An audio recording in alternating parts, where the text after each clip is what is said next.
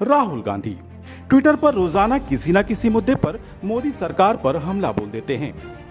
अब राहुल गांधी ने petrol diesel के बढ़ते दामों को लेकर एक ट्वीट किया।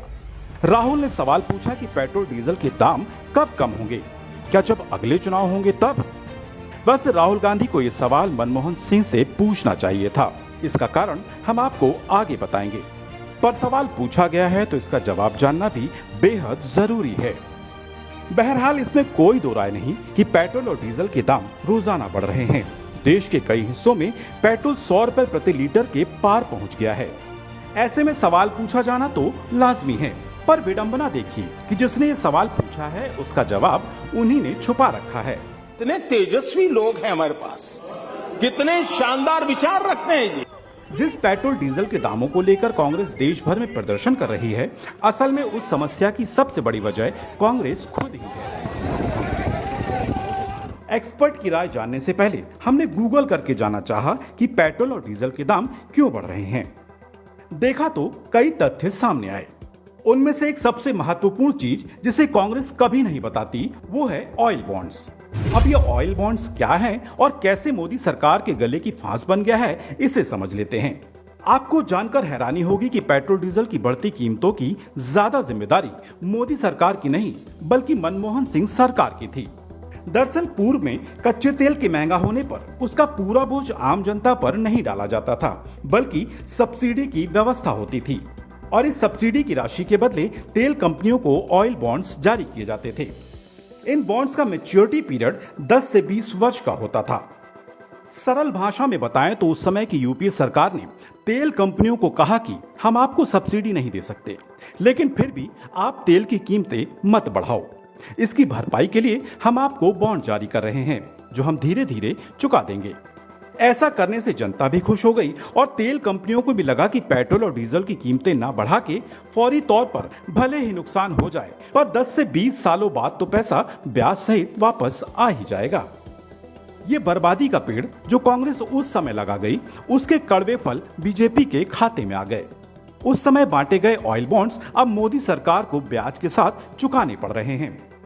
चलिए अब आपको बताते हैं कि मोदी सरकार पर इन बॉन्ड्स का कितना बोझ है और उसे वो किस तरह से चुकाएगी। पिछली सरकारों ने 1.31 लाख करोड़ के ऑयल बॉन्ड्स जारी किए। इन बॉन्ड्स का भुगतान केंद्र सरकार को अक्टूबर 2021 से मार्च 2026 तक करना होगा। इस साल केंद्र को बॉन्ड्स पर करीब 20,000 करोड़ रुपए का ही ब्याज चुकाना होगा। वित्त मंत्रालय ने जो आंकड़े दिए हैं उसमें बताया गया है कि इस साल अक्टूबर नवंबर में केंद्र 5-5 हजार करोड़ के बॉन्ड्स का पेमेंट करेगा। इसके बाद साल 2023 में केंद्र 22,000 करोड़ रुपए के बॉन्ड्स का भुगतान करेगा। साल 2024 में 40,000 करोड़ के बॉन्ड्स का पेमेंट करेगा और साल 2026 में 37,000 करोड़ के बॉन्ड्स की केंद्र अदायगी करेगा। कुछ सरकारी सूत्रों के अनुसार मोदी सरकार के पिछले 7 सालों में इन बॉन्ड्स पर 70,000 करोड़ का ब्याज दिया गया।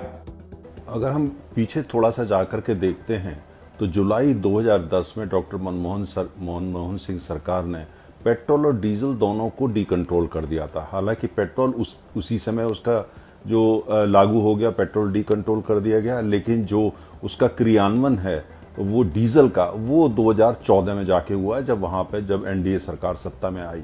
लेकिन 2010 से 2014 तक का आप इतिहास देखें, कीमतें बढ़ी थी लेकिन उसके बावजूद डीजल के ऊपर सब्सिडी चलती रही। अर्थात उस समय की सरकार ने उसकी कीमत को नियंत्रण में रखा। और कैसे रखा, उसके लिए सरकार जो है वो जो तेल की कंपनियां हैं उनको ऑयल बॉन्ड इशू कर दिया करती थी। अर्थात ये है कि उनको ये कहा जाता था जो भी आपका घाटा हो रहा है वो सरकार पूरा कर रही है। लेकिन कैसे सरकार पूरा करती थी, कोई पेमेंट नहीं करती थी, कोई पैसा नहीं देती थी, ऑयल बॉन्ड दे दिए और कंपनियां जाकर के वो बैंकों में भुनाया करती थी। लेकिन उसका नतीजा ऑयल बॉन्ड का मत ये था, उसका जो भुगतान है वो आने वाली सरकारें करेंगी। अर्थात 5 साल बाद, 6 साल बाद, 8 साल बाद जो भी सरकार सत्ता में आएगी वो करेगी।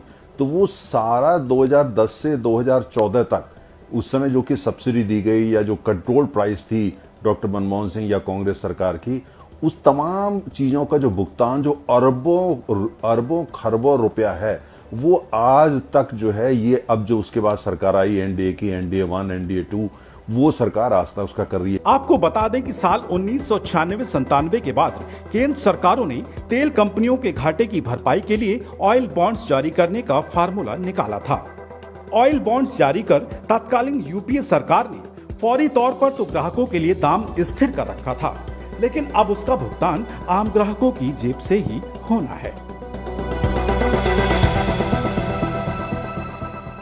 Presenting B News app, available on Google Play and App Store. Download it now.